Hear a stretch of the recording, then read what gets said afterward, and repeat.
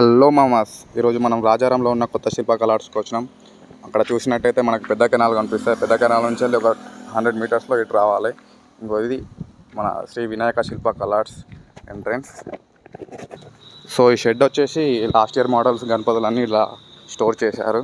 So ఇది మన శ్రీ వినాయక శిల్పకళ ఆర్ట్స్ ఎంట్రన్స్.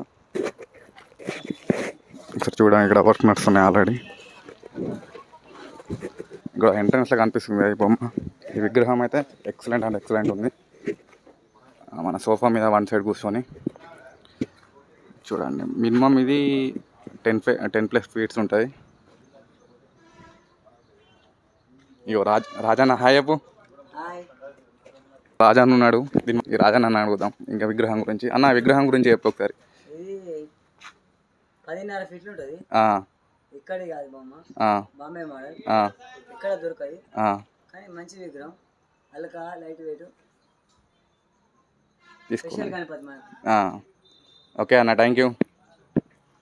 చూసారు కదా అన్న చెప్పినట్టు అందరు విజిట్ గారి శ్రీ వినాయక శిల్పకళ ఆర్ట్స్ దరూర్ మన రాజారం దగ్గరలో ఉంటుంది.